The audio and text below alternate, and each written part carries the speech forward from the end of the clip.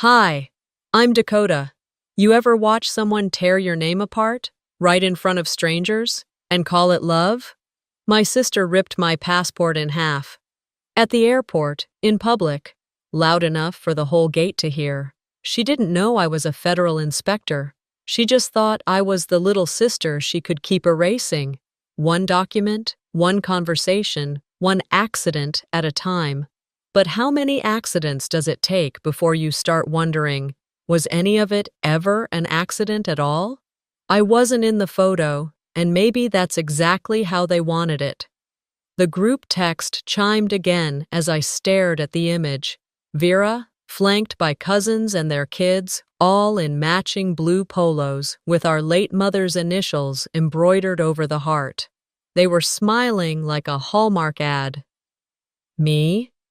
I was already seated at gate B32, my boarding pass tucked under my thigh, invisible as ever. No one had even looked back when I walked away from the gate counter. No last minute, oh wait, let's take one with Dakota. No arm over my shoulder. Vera had declared it complete. All here, all. I glanced down at my seat assignment again, 37E, next to the lavatory. Technically on the plane, sure, but not really with them. The terminal buzzed around me with the soft chaos of morning travel, coffee cups clinking, wheels of overpacked carry-ons rolling over tiled floors, the intermittent crackle of boarding announcements. And in the middle of all that noise, I sat still, a calm pool in the eye of my own family's selective amnesia. I shifted in the uncomfortable plastic chair, the scent of jet fuel faint but present. I didn't travel this way often, not anymore. For work, I flew in quiet lounges and priority lines, but this, being deliberately placed near a restroom, left off itineraries, forgotten in group photos, this was a statement, an old one. Truth is, I'd known since I was 15 that Vera saw me as a threat wrapped in silence. Our mother used to say I was the sharp one, and Vera, well, she was the steady hand.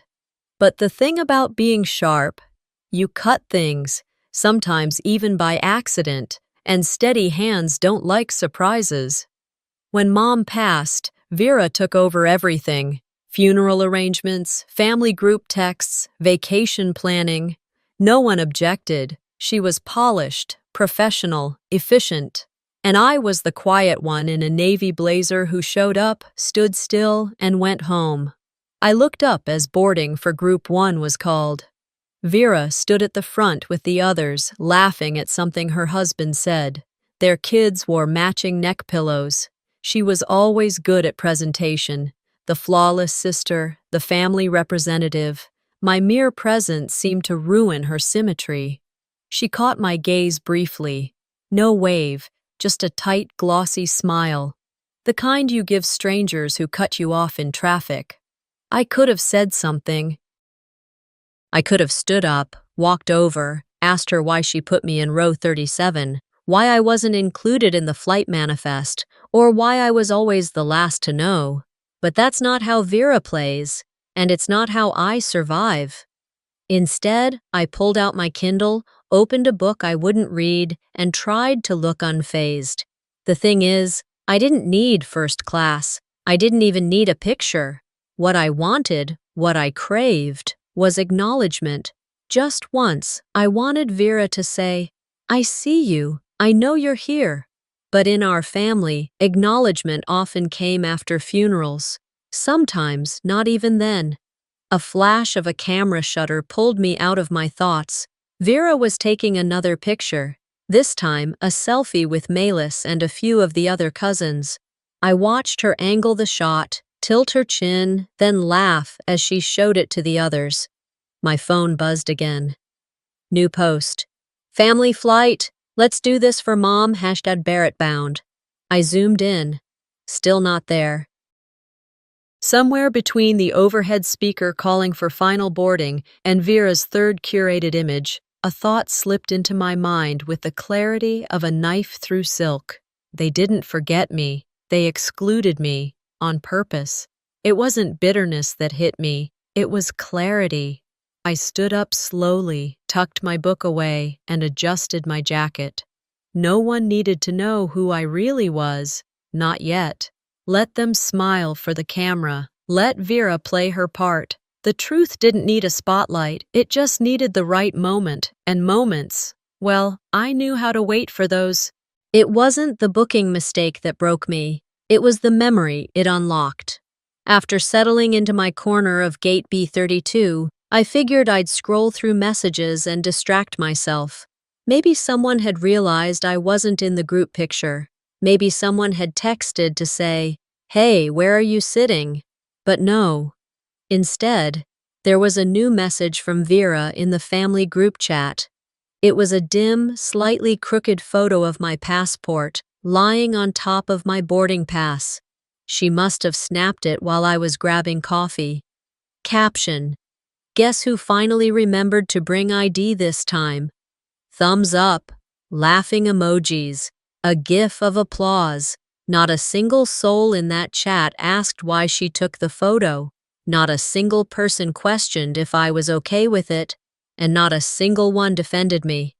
I set the phone down in my lap and stared at the terminal wall across from me. My own ID, my name, turned into a joke again. And it wasn't even about the photo. It was the message under it. That familiar sting that says, "We see you, but not the way you want to be seen." I tried to shake it off, took a breath, told myself it wasn't worth reacting, but something felt off. That photo, something gnawed at me.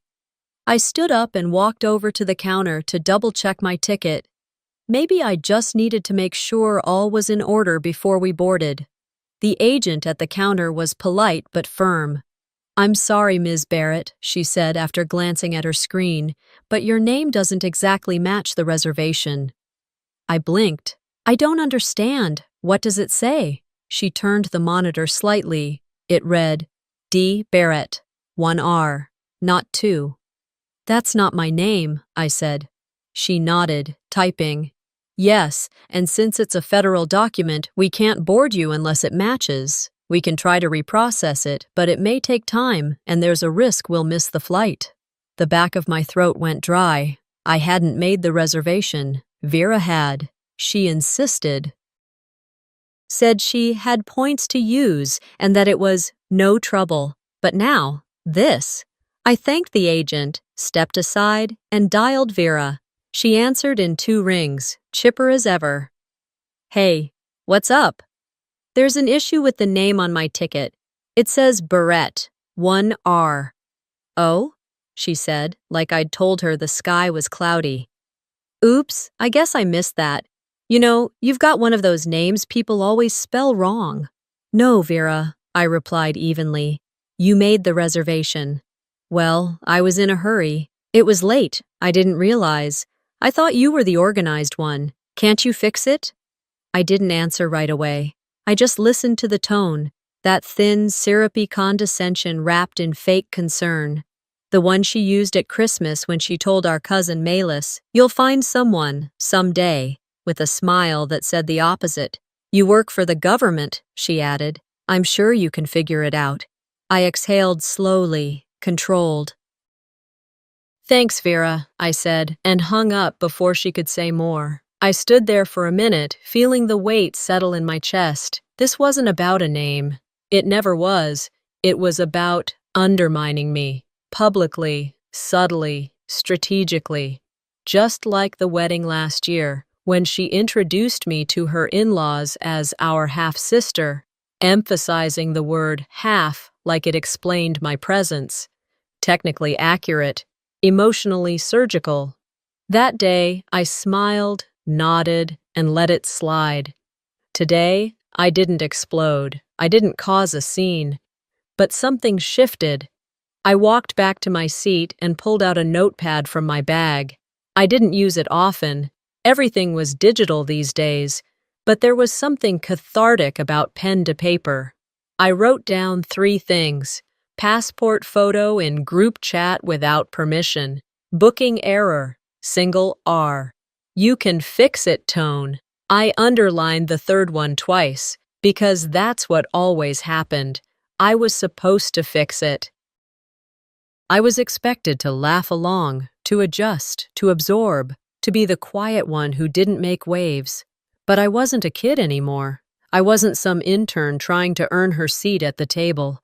I was a federal investigator who'd sat across from CEOs, field agents, and Homeland Security.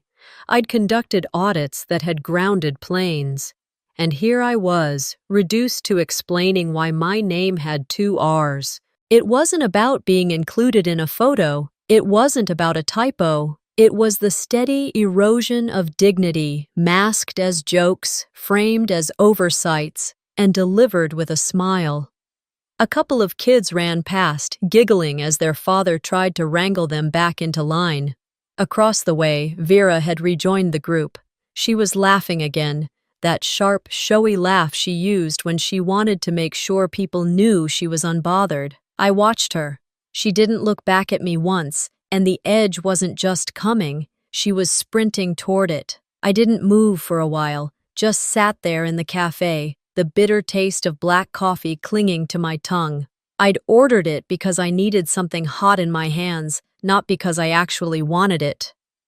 The chill in the terminal had settled into my bones, and Vera's voice from that call still rang in my ears, even though I hadn't heard from her since the booking mistake. My phone buzzed. Mom. It had been months since she called me directly. Most of our interactions lived in short, polite texts or group threads where I was mostly ignored. I debated not answering. I should have let it go to voicemail, but curiosity won. Dakota, her voice came through, warm but laced with that familiar undercurrent, the one that told me I was walking into a conversation where I was already guilty. "Hi, Mom," I said softly. "I heard there was an issue with your name on the ticket," she began. "No, how are you? No, are you okay? Straight to the problem. I want to make sure you don't overreact. Vera's under a lot of pressure organizing this whole trip. Maybe just let it slide?"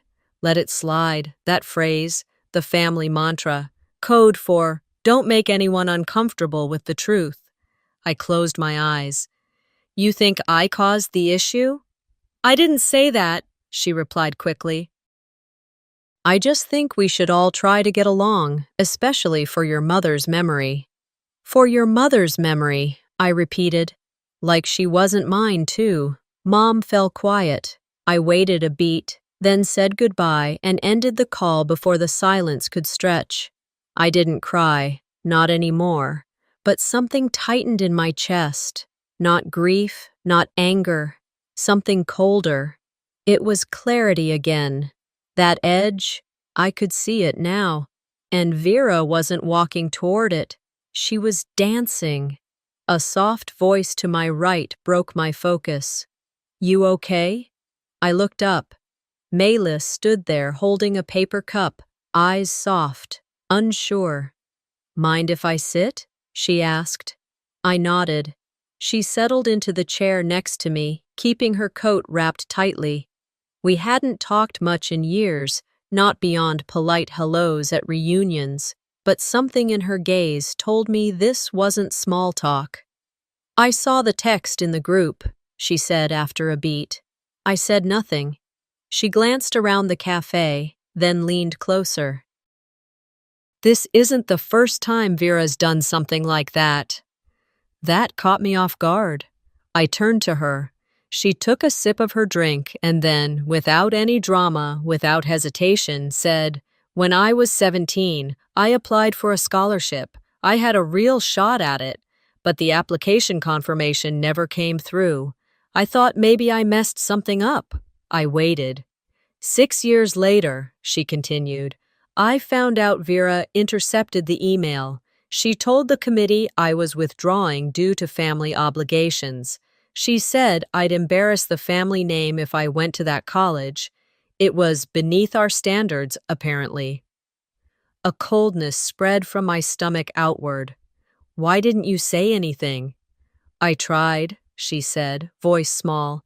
But Mom said I probably misunderstood, that Vera wouldn't do something like that. So I believed her, for a while. And then? I asked. Then I stopped believing anyone, she said, looking straight ahead. The silence sat heavy between us. I thought of all the things I'd let pass, the names misspelled, the introductions that minimized me, the times Vera stepped in and fixed things before I had the chance to even try. It hadn't just been about power, it was about control. And the most efficient way to control someone is to make them doubt their own memory. I should have told someone, Malis said softly, her eyes wet. You were a kid, I replied, and you were up against someone who could smile while stabbing. She looked at me, brows furrowed. Do you think she means to hurt people? I paused, then shook my head. I don't think she cares if she does. That's worse. We sat quietly. The gate announcements buzzed in the background. Boarding was starting soon. You don't deserve this, she said suddenly. None of it. That hit something I hadn't realized was still raw. I nodded. Neither do you. Her eyes widened slightly, then softened again. I gathered my things. I think it's time we stop letting her narrate our story. Malis didn't reply, but I saw something change in her posture, like a window opening, a small one, but still. As I stood and glanced across the terminal, I saw Vera again, laughing, taking more pictures, perfectly centered, perfectly lit. She had no idea. She didn't see the way Malis watched her now, not with fear, but with a hint of disappointment. She didn't see the way I walked straighter, stood firmer. She didn't see the ripple she'd started when she tried to push me off balance one more time. And she definitely didn't see the cliff she was waltzing toward. That was the moment I stopped pretending and started preparing. I didn't move right away. I stood there in the pre-boarding lane, my boarding pass in hand, pulse steady, eyes fixed on the floor in front of me as if I were counting the tiles. But inside I was drawing lines, quiet, firm, deliberate lines, lines Vera had been smudging since we were kids. A pause. Then the gate agent called, Now boarding first-class passengers for Flight 2289 to Seattle. I stepped forward. That's when Vera's voice sliced through the air. You're flying first class with that ID? Really?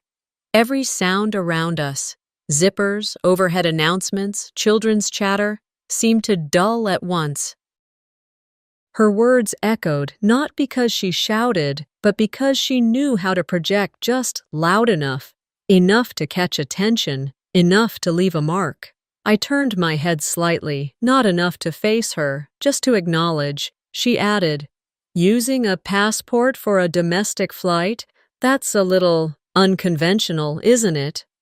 A woman behind me hesitated in line, glancing from me to Vera and back. I could feel the question forming in her eyes. What's going on here? I calmly replied, It's my federal ID. Perfectly valid. Vera gave a short, amused laugh. Oh, sure. I guess anything goes these days. Her tone carried weight, not from volume, but implication, the kind that makes strangers lean in, the kind that invites doubt. I could feel the shift in the air. A few feet away, a child tugged at her mother's arm, whispering something. The mother pulled her close. An older man adjusted his glasses, his eyes narrowing at my passport. And just like that, I was on trial, again. I looked at Vera. She had that expression she wore when she was just being helpful, the one she used when she corrected teachers about my spelling bee registration in 3rd grade, or when she told my prom date I wasn't ready for serious things. Always the same expression. Polite concern, tinged with superiority. You think you're being subtle? I asked, still soft, still measured. Her smile froze. Dakota, relax, she replied, eyes darting to the gate agent. No one's accusing you of anything. You're just being sensitive. I stepped forward in line again. She leaned in, voice lower now. Maybe they'll finally see what I've always seen. You're not who you pretend to be. There it was, the final flick of the match. She wanted me to react, to explode, to give the crowd something to confirm their suspicions. And for a split second, I felt the heat rise, that instinct to defend, to shout, to make her feel just a slice of the humiliation she'd carved into me. But I didn't. I turned to the gate agent and said, "I'd like to scan my boarding pass, please." The agent hesitated, looking between us.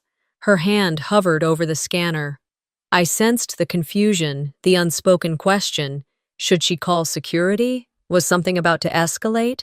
Before she could decide, a voice from behind us broke the tension. "Is there a problem here?" It came from a woman in a black coat, about my age, her tone casual but firm. She wasn't smiling. "No problem," I said, without taking my eyes off Vera.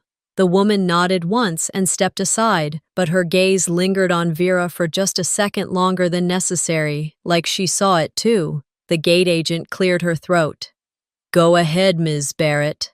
The scanner beeped, green. I walked forward. As I stepped onto the jet bridge, I felt Vera's eyes boring into the back of my coat. She wasn't done. I could feel it. People like Vera don't stop when they're ahead. They push. And when that doesn't work, they pull. From my seat near the front of the plane, I could see passengers filing in. Some still glanced my way, unsure of what they'd witnessed. Others ignored me entirely, wrapped in their own worlds of headphones and neck pillows. And then I saw her again. Vera. She stood at the entrance to the jet bridge, chatting with one of our cousins, perfectly composed, like nothing had happened.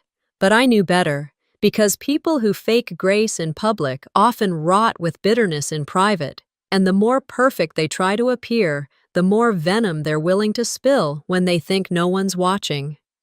What Vera didn't know, what she had never taken the time to ask, was that I had spent years studying systems of power, that my job wasn't just about aviation regulations, but about behavior, abuse of privilege, the misuse of authority. She was textbook. She just didn't know which class I'd been teaching.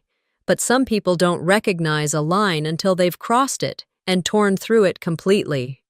I remained in place as Vera strutted down the jet bridge like nothing had happened. Her posture was practiced, her smile sharp, her every step calculated for maximum optics. It was the same polished performance I'd seen her deliver at church fundraisers, local political mixers, and every holiday dinner where she passed herself off as the matriarch in waiting. But I saw something different in her this time. A slight crack, a hairline fracture under the surface. I moved back toward the windows near gate B32, phone in hand, needing space. A notification lit up the screen, a ping from a social media app I rarely used outside of work. Someone had tagged my name. I opened it, and there it was. A blurry, grainy photo taken from a distance. Me and Vera at the gate, her leaning in with that smirk, her mouth mid-sentence. The caption read, "Family drama unfolding at B32. Y'all, this is better than cable." Below the post, a thread had already started. Is that Vera Sloan, the women's empowerment speaker? No way. She just called out her sister in front of everyone. She's the one who did that TEDx talk, right? Lead with grace? Girl, where? I stared at the screen. The irony wasn't lost on me. For years, Vera had carefully curated her image. Photos of community events, sound bites about lifting other women up, smiling handshakes with city council members. But truth doesn't come with a filter. And this time, it came with 4K resolution. I didn't smile, but I felt something settle in me. Not revenge, not satisfaction, just alignment. Another buzz. A message. I opened it. It was from Marcus. We hadn't spoken in over 2 years. Last time I saw him was through the rearview mirror as he walked away, telling me he couldn't fit into my world. Whatever that meant, his message was short. Saw the video. I'm sorry. I shouldn't have let her make you feel small. You never deserved that. I see that now. No grand apology, no ask for forgiveness, just clarity. And maybe that's what hit me the hardest, being seen by someone who used to dismiss me. I took a breath, closed the app, and stood tall. Vera might have controlled the narrative until now, but this story, I was done letting her write it for me. I walked back toward the group, my footsteps measured, heart steady. The cousins were gathered near the gate, laughing about something, pretending they hadn't heard or seen a thing. Vera stood at the center, as always. The sun streamed through the tall windows behind her, framing her like a portrait. If you didn't know better. But I did. I approached slowly, locking eyes with her. She held my gaze, waiting for me to speak first. I didn't yell. I didn't make a scene. I said, clear and low, just for her. You've embarrassed me in front of strangers before, but I promise you, if you try it again, I won't stay quiet. Her smile twitched, just barely, and for the first time, I saw a flicker of something unfamiliar in her eyes.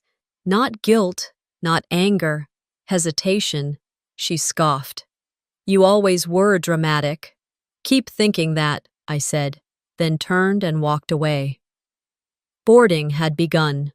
Vera moved ahead of me in the line, shoulders squared, chin up.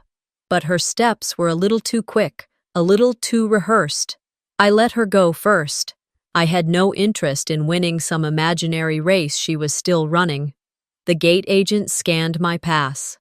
Have a great flight, Ms. Barrett, she said. I nodded. Thanks. As I walked down the jet bridge, I whispered to myself. I warned her, because I had.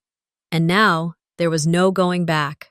And once the uniforms arrived, Vera finally looked nervous. It was subtle at first, the way her shoulders stiffened as the airport police stepped into view, the quick flick of her eyes scanning for someone, anyone, to shield her. But the thing about bullies is, they're rarely prepared for consequences, especially when they believe they're untouchable. I stood perfectly still, my back straight, my voice steady, as I handed the 2 torn halves of my passport to the nearest officer. This was a valid federal document, I said calmly, not for effect, but for clarity. And it was intentionally destroyed by that woman. I nodded in Vera's direction. She is my sister. One of the officers, a middle-aged black man with kind eyes and a no-nonsense tone, took the pieces and examined them carefully. Did you witness her do this? Half the gate did, I said, without looking around. But we also have this. I held up my phone, showing him the video that had just been sent to me by a teenager across the gate who had caught the whole thing. He watched silently, then passed the device to his partner. Vera was visible in the footage, the posture, the smug tone, the sharp snap of the passport as it tore. Ma'am, he turned to Vera, we need to speak with you. Step over here, please. What? Are you serious? She laughed nervously. It's my sister. We were just joking. This is being blown way out of proportion. The officer didn't blink. Destroying a federal document is not a joke, ma'am. I watched as Vera's veneer began to fracture. Not all at once, but in tiny, unraveling threads. The gate, once filled with chatter and rolling luggage, had fallen silent. Passengers leaned against poles, holding phones low but pointed. You didn't need to shout to get attention anymore. All it took was a single, stupid act caught on camera, and a little bit of truth. Dakota, Vera turned toward me, her voice shifting, not cruel, not smug, but pleading. Can we just talk about this like adults? I tilted my head. Now you want to talk? She stepped closer, but the officer gently blocked her path. I didn't mean to. I didn't think. No, I said. You never think. That's the problem. The gate agent, who had watched the entire thing unfold with wide eyes and stiff hands, cleared her throat. We've paused boarding for now, she said, until we get clearance from the supervisor. A ripple of groans moved through the crowd, but no one dared speak up. I turned slightly, making another call. This time, not to the director. I had already notified him. This one was personal. Hey, it's me, I said when Malis answered. You should come back to the gate. Things just got resolved. She was there within minutes, eyes wide as she saw Vera surrounded by airport security, now speaking to a manager in a dark blazer who looked like he'd rather be anywhere else. What happened? She asked quietly. She did it, I replied. Tore the passport right in front of everyone. Didn't even hesitate. Malis didn't say anything, just watched. She's going to spin it, I said. Try to turn it into a misunderstanding. Say I overreacted. She always does. But this time, Malis said, she won't be the one holding the mic. I nodded. There was a shifting energy in the room now. Not chaos, not anger, just a sharp electric awareness. The curtain had been pulled back, and what stood behind it wasn't leadership or grace or sisterhood. It was control, entitlement, and a lifetime of being allowed to rewrite history. Not anymore. Security escorted Vera to a side room. She went, still muttering, still trying to salvage the image, but the whispers were already louder than her voice. And the video? It had already reached someone who posted it on a local community news page. Family drama or felony? The headline read. Woman rips sister's passport at ATL. Gets detained. I turned back toward the jet bridge. The gate agent caught my eye. We're ready for you now, Ms. Barrett, she said. I walked past the stairs, past the silence, past the memory of being told to sit down and stay quiet. But this time, I wasn't the one being erased. Vera finally looked nervous, but not because of the uniforms. It was the eyes. The quiet stare of the passengers, the way every phone was angled just slightly toward her without shame. That's what shook her, not the badges, not even me. It was the realization that her carefully crafted image wasn't bulletproof anymore. I didn't have to raise my voice. I didn't need to list her wrongs or shame her publicly.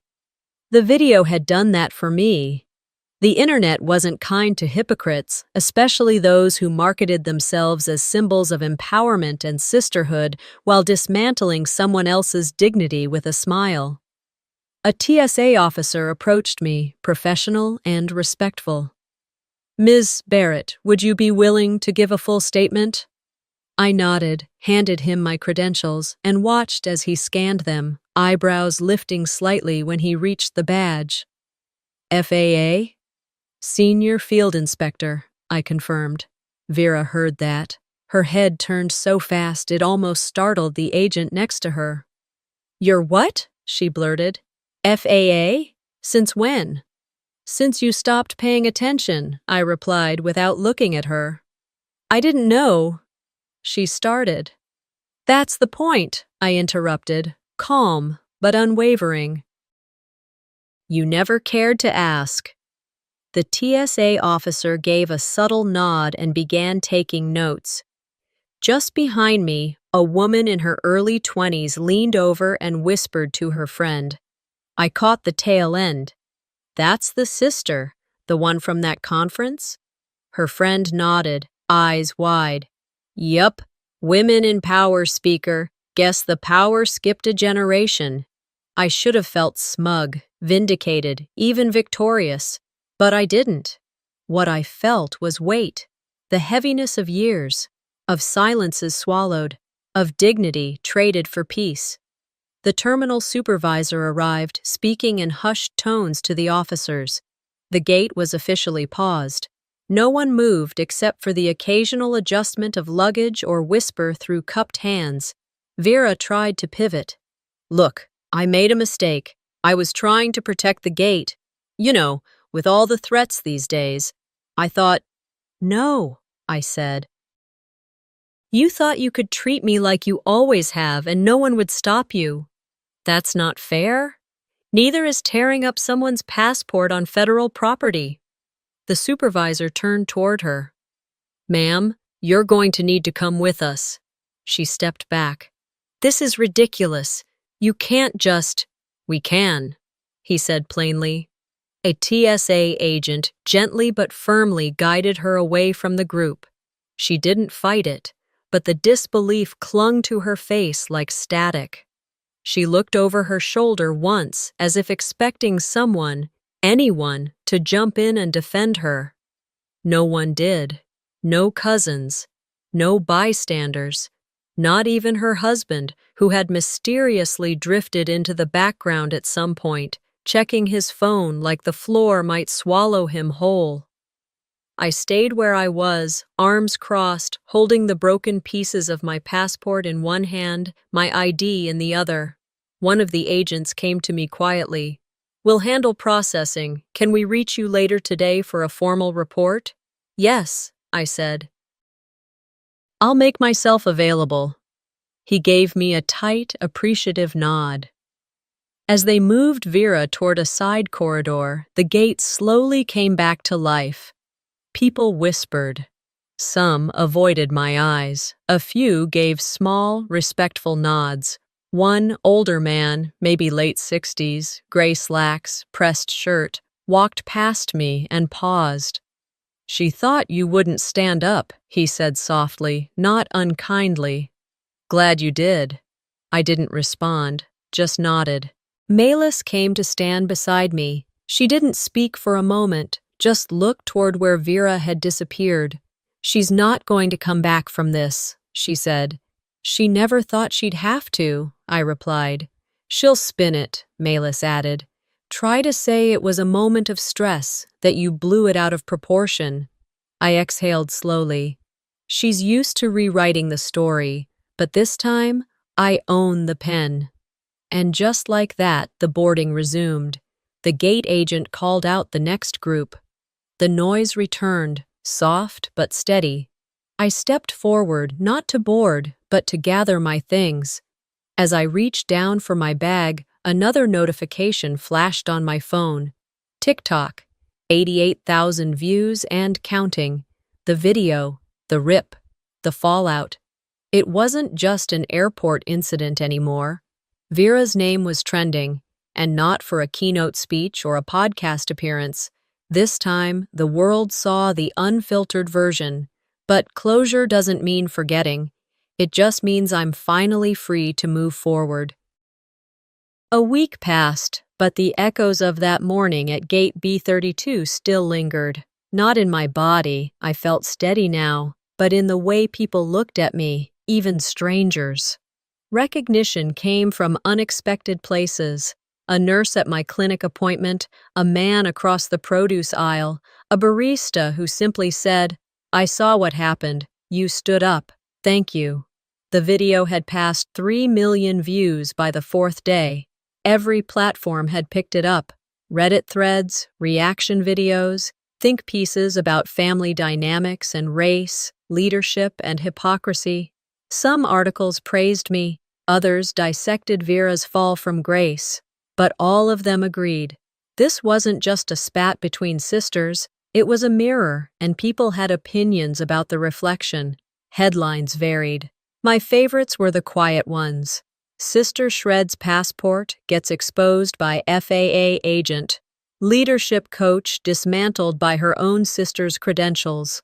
Vera had gone silent, or rather, her handlers had. The motivational speaker circuit pulled her from the upcoming conference schedule. Her consulting firm issued a carefully worded statement about reevaluating partnerships. The podcast she co-hosted paused new episodes out of respect for all parties involved. In other words, the machine was grinding to a halt. Not broken, just stunned. Then came the email. It landed in my inbox like a legal memo, too polished, too hollow. A statement of regret, full of passive phrasing and sanitized remorse. I apologize for any misunderstanding or discomfort caused. It was never my intention to escalate the situation. No signature, just the name of the PR firm in the footer. I didn't respond. I didn't need to. I whispered to myself as I closed the message, "You didn't misunderstand. You just underestimated the wrong sister." There was no need for fireworks, no dramatic takedown. What Vera had lost wasn't her platform, it was her grip, her version of the story. The one where she always knew best, where I was difficult, dramatic, the one who couldn't let things go. I let it go now, just not the way she expected. Days later, back in my apartment in D.C., a thick envelope arrived in the mail. No return address. The handwriting on the front shook slightly, the way pens do in older hands. I opened it, curious but cautious. Inside was a letter, no typed lines, just pen on paper. "My name is Walter. I was at Gate B32. I'm 76 years old. I watched you stand tall while being stripped of your dignity. I wish I had done that when I was your age. Thank you for showing me what grace looks like." I read it twice, then a third time. By the end, I was crying, not out of pain or victory, but release. For the first time in years, I wasn't the only one in the room who remembered what happened. Someone else had seen it, a stranger, and he chose to name it, not retweet it, not debate it, just acknowledge it. That letter meant more than anything Vera had ever said to me. I folded it gently, placed it in a drawer next to a copy of my new passport, and sat for a long time. No more chasing apologies that wouldn't come. No more giving chances to people who weaponized closeness. I didn't file further charges. I didn't push for more consequences. Not because I forgave her, but because I didn't need to keep holding the weight. I blocked her number, archived the emails, and filed my internal report at the FAA. Case closed. Incident resolved. Internal notes. Boundary redefined. A week later, I was back at the airport. Different gate, different flight. No family this time. Just me. I wore a navy blue blazer, not to prove anything, just because it felt like mine again. The gate agent scanned my ID, paused, then smiled. "Inspector Barrett, welcome back." I returned the smile, tucked my passport into my coat, and said simply, "It's good to be seen." I didn't expect peace to feel so quiet. 1 month after the airport incident, I found myself standing in the doorway of a modest, sunlit townhouse just outside the city. Inside, the hum of conversation was low, warm, the kind that floats between coffee cups and quiet embraces. It was a small memorial gathering for my mother, organized by a few of our cousins and family friends. Vera wasn't here. She hadn't been invited. There was no ceremony, no printed programs, no grand displays of grief, just a framed photo of my mother in her favorite garden hat perched on the fireplace mantel. Her smile was faint, but it looked real, unlike the ones we'd forced for family portraits all those years. I set a plate of lemon cookies on the table near the window and nodded at Malis, who was arranging flowers next to the photo. She met my eyes and gave me a soft smile, one of those rare moments where nothing needed to be said. For the first time in a long time, I wasn't bracing for a jab, a sigh, or a sideways glance. No one was waiting for me to prove I belonged. They asked about my work and they listened. They laughed at my stories, not at me. I hadn't earned a seat at this table. I had chosen it. That was the difference. Later, while others chatted in the kitchen, I slipped into the den and sat down in front of the photo. I studied her eyes for a long moment, letting the room fade behind me. My mother had always been composed, warm but measured. She loved her daughters, but she never stepped into the storms between us. She said, "Let them work it out, even when the winds bent trees." I leaned forward slightly, voice low. "You taught me how to hold still," I said, "how to keep things from falling apart." I exhaled. "But you didn't teach me when to walk away." I didn't blame her. Not really. She had been a woman of her generation. Silence was survival. But I was not obligated to inherit that silence. From my pocket, I took out a folded slip of paper. The letter from Walter. It had yellowed slightly, the ink softened by time, but I kept it close. He had seen me, not as a victim or a headline, but as a person. Sometimes, that's all you need. As I returned to the kitchen, my phone buzzed. Another message from Vera. I didn't open it. I didn't need to. I'd heard enough over the years. The backhanded concern, the hollow justification, the version of me that only existed in her retellings. I deleted the voicemail before it finished playing. I was trying to protect the family's image. You took it public. You've always been dramatic. No, I had been silent for years, but I was never the one who broke anything. I just stopped pretending nothing was broken. A few days later, I was back in my office at the FAA. The calendar on my wall showed my next assignment, a mentorship program for junior inspectors. It felt right, full circle, but forward. My assistant popped in, holding a folder. "There's an invitation to the Leadership Women's Summit next quarter. They want you to speak." I laughed gently. That same conference Vera had once headlined, back when her name carried weight instead of questions. "No need," I said. "Let them keep their platform. I'll build my own." On the morning of my next departure, I packed light. A folder of notes, a fresh badge, my repaired passport. As I walked through the airport, not as a sibling, not as someone's daughter, but as a woman wholly herself, I passed by a terminal window. The reflection stared back, same face, same eyes, but no longer waiting to be invited. I smiled, not for the mirror, but for myself. Some stories don't end with apologies or reunions. Some end with a woman reclaiming her own name and never handing it back. Some stories don't end with a loud fight or a tearful reunion. Sometimes they end with someone quietly choosing peace over permission and finally being seen for who they are. Have you ever had to reclaim your voice in a family that kept rewriting your role? Share your story in the comments. And if you found strength in this one, don't forget to like, subscribe, and stay tuned for more true stories of quiet courage and powerful comebacks.